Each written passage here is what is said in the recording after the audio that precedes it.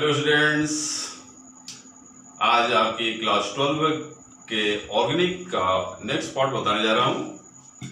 अभी पिछले पार्ट में आपने नॉमेनक्लेचर के बारे में पढ़ा था, हेलो एल्केन्स के। आज हेलो एल्केन्स में आइसोमेरिज्म यानी समायोक्ता के बारे में बताएंगे। आइसोमेरिज्म तो आपको मालूम है,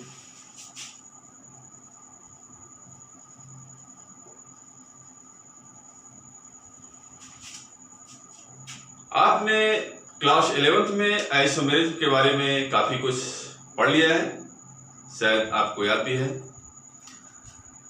आपको ये तो मालूम है कि आइसोमेरिज्म में मॉलिक्यूल्स, एक ही मॉलिक्यूल्स जो मॉलिक्यूलर फार्मूला होता है उससे एक से अधिक कंपाउंड्स को शो किया जा सकता है। ऐसे कंपाउंड्स जिनके फिजिकल एंड केमिकल यानी भौतिक एवं रासायनिक गुण डिफरेंट होते हैं। कभी कभी भौतिक प्रॉपर्टीज में जैसे स्टेट ऑफ मैटर सेम हो भी सकता है, but others properties are different है। अन्य गुण भिन्न प्रकार के होते हैं। तो ऐसे यौगिक या ऐसे कंपाउंड्स जिनके मॉलिक्यूलर फार्मूला तो सेम हो किंतु उनके physical and chemical properties are different है,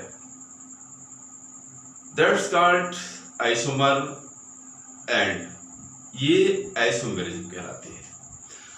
अब यहाँ पर आइसोमेरिज्म को आपने देखा कि आइसोमेरिज्म में मोस्टली टू टाइप, दो प्रकार की होती है। एक होती है स्ट्रक्चरल यानी संरचनात्मक समायोक्ता, स्ट्रक्चरल आइसोमेरिज्म, और दूसरी स्टीरियो त्रिविम आइसोमेरिज्म, स्टीरियो आइसोमेरिज्म।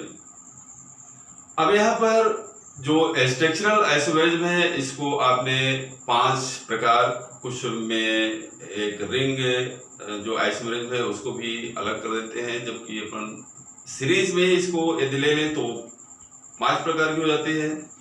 वैसे 6 प्रकार के हमने पढ़ा है।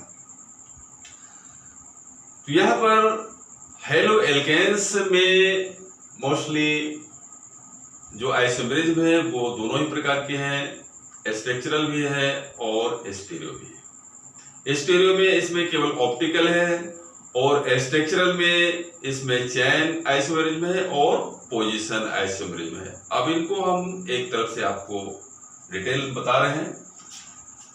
सबसे पहले हम चेन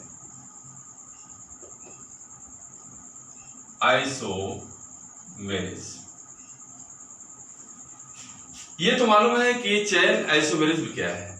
चेन मतलब चेन में डिफरेंट के कारण, श्रृंखला में अंतर के कारण, बिल्कुल सरल सा है। श्रृंखला में अंतर के कारण जो समायोक्ता उत्पन्न होती है उसे श्रृंखला समायोक्ता कहते हैं। मतलब इसमें ब्रांचेस और एस्टर चेन सीधी श्रृंखला हो सकती है, ब्रांचेस हो सकती है। तो इस तरह से एक ही मॉलिक्यूलर फार्मूला से के डिफरेंट इसमें रूप हो सकते हैं। जैसे मान लीजिए कि आपको पेंटिल क्लोराइड, एक पेंटिल क्लोराइड, या इसको आप बोल सकते हैं क्लोरोपेंटेन। इसका मॉलिक्यूलर फार्मूला C5 पेंटिल है, C5H11Cl, ये पेंटिल क्लोराइड है। अब इसके चेन आइसोमेरिज्म कितने हो सकते हैं, कितने पॉसिबल है, इसमें आप देख लें CH3 CH2 CH2 CH2 1 2 3 4 और CH2Cl। एक ये सीधी श्रृंखला वाला N, इसका नाम हो जाएगा N पेंटिल क्लोराइड। एक ये आइसोमर हुआ। दूसरा हो सकता है CH3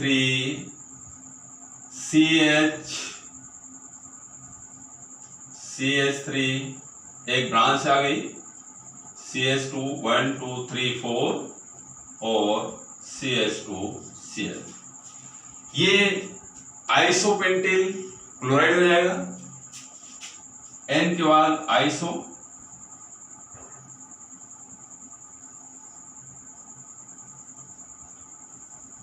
आइसोपेंटिल क्लोराइड हो गया। इसमें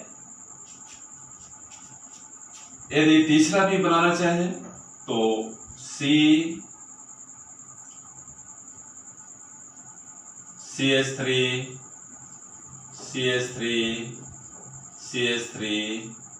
C 1 2 3 4 और ये 5 में CH2Cl।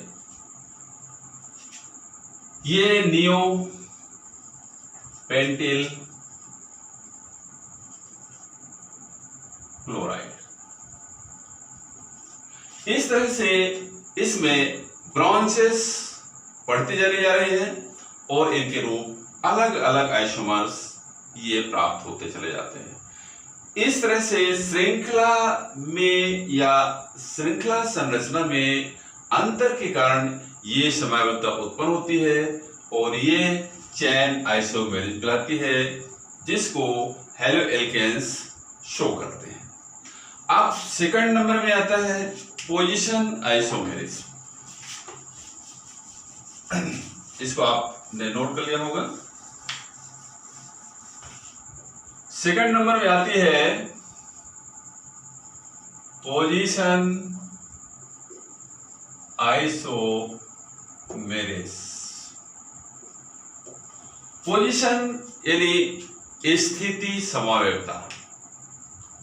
जैसे कि नाम से ही आपको मालूम हो रहा है, आपने 11th में पढ़ा भी है, शायद याद आ गया होगा कि इसमें किसी भी कार्बन सीरीज में जब कोई भी प्रतिस्थापी या कोई भी ग्रुप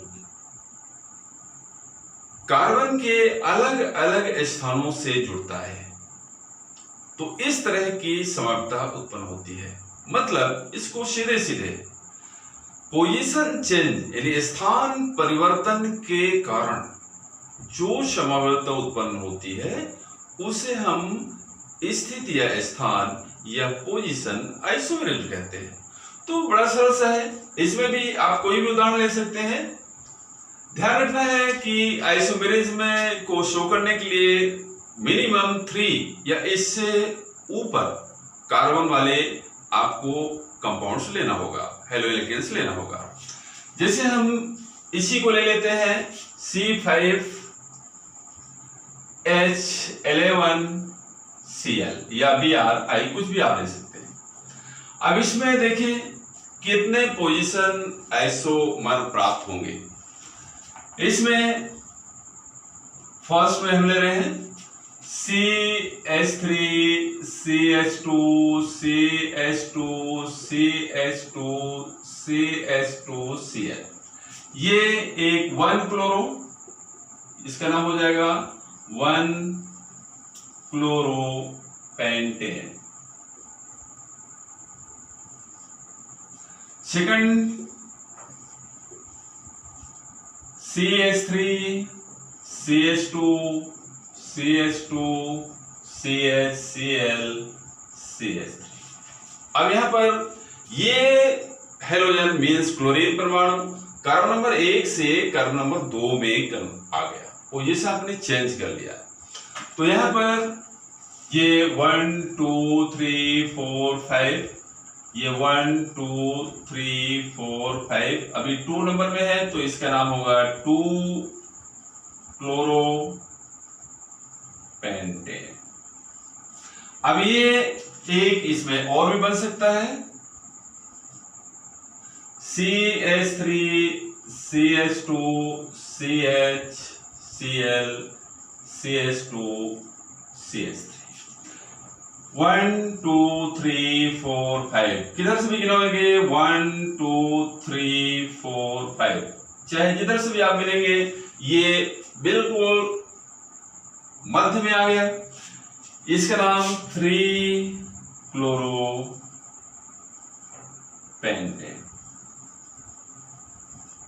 इसी तरह से यदि और लंबी सीरीज होगी, अब इधर यदि ये क्लोरीन आ जाएगा तो हम इधर से काउंट करना चालू कर देंगे, मतलब इसमें केवल 3 ही पोजीशन आइसोमर प्राप्त हो सकते हैं। बट इससे ज्यादा लंबी जैसे जैसे आप सीरीज लेते चले जाएंगे उसमें 3 4 5 की संख्या में, जब तक मीडियम के जितना इधर होगा उतने ही आपको पोजीशन आइसोमर प्राप्त हो सकेंगे। इस तरह से हेलो एल्केन्स में पोजीशन आइसोमेरिज्म भी प्राप्त होती है। अब थर्ड नंबर, तीसरा नंबर,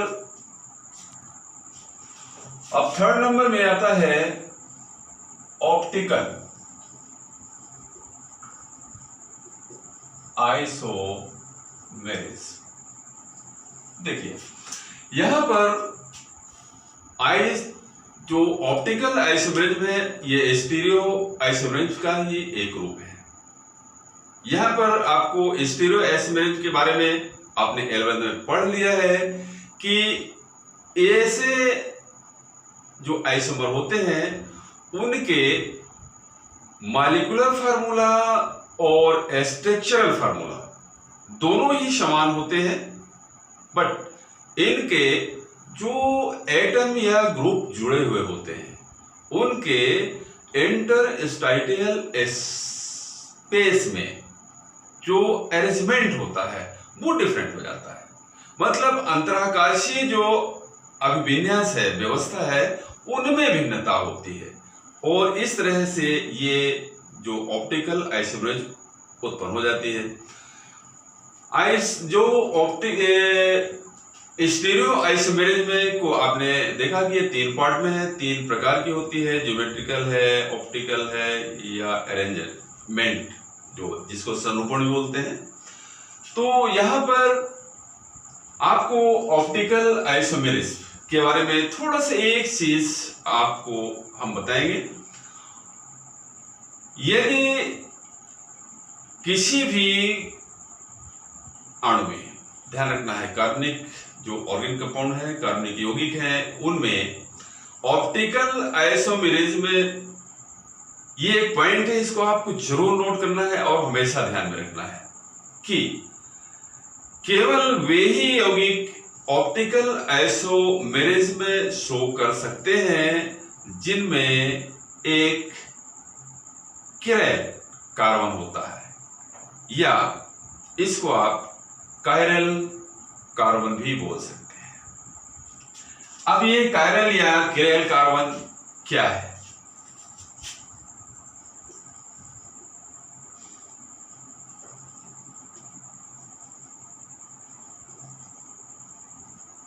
ये कायरल कार्बन या इसको आप किरैल कार्बन भी बोल सकते हैं, कोई दिक्कत नहीं है। केवल 22 पार्ट होगा, बट आपको सेम जो राइट करना है तो सेम होगा, उसमें कोई दिक्कत नहीं है। तो यहां पर आपको जो कायरल कार्बन है उसके बारे में आपको जानना जरूरी है। ध्यान रखें, वह कार्बन जिनकी चारों वैलेंसीज 4 डिफरेंट यानी अलग अलग समूहों या एटम या परमाणुओं से संलग्न होता है, वो कार्बन कायरल कार्बन या किरैल कार्बन कहलाता है। कंफर्म? जैसे यहां पर ये किरैल कार्बन कैसे, यहां पर यदि इसकी चारों वैलेंसी A, B, C और D यानी डिफरेंट ग्रुपों से या एटम से कनेक्टेड हो, संतृप्त हो, तो ये कार्बन होगा किरैल कार्बन। अब यहां पर आप देख लें, जैसे अब इसमें हेलो एल्केन्स में आप देख लें जो एसिमेट्रिकल होगा, कौन सा? एसिमेट्रिकल, सिमेट्रिकल नहीं, एसिमेट्रिकल हेलोएल्केन्स जो होगा उसमें ये ऑप्टिकल आइसोमेरिज्म निश्चित रूप से होगी। जैसे यहां पर आप देख लें, मान लीजिए आपको दिया गया है CH3 CH2 CH Cl CH3, एक ये आपको दिया गया 1 2 3 4, यानी 1 2 3 4। ये क्या है? ये है 2 क्लोरो 1 2 3 4, मतलब ब्यूटेन, 2 क्लोरोब्यूटेन। ये आपको ध्यान में रखना है। यहां पर कार्बन नंबर 1 2 में Cl लगा हुआ है। अब इसको आप इसमें ऑप्टिकल आइसोमेरिज्म कंफर्म आ जाएगा। देखें यहां पर इसको यदि हम एक साथ ले लें, इसको एक साथ ले लें तो ये C2H5 हो जाएगा। यहां ले लें C2H5। अब यहां पर दूसरा एक CH है, दूसरा C, एक तरफ Cl, एक तरफ हमने H कर लिया, और अगला CH3। यहां पर इस कार्बन को आप देखें, ये किरैल कार्बन है,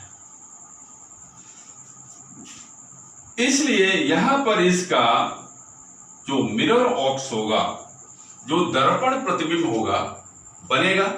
मतलब C2H5, C इधर दिख रहा है तो ये Cl बिल्कुल दर्पण प्रतिबिंब बनेगा, H अपोजिट हो जाएगा, और ये CH3।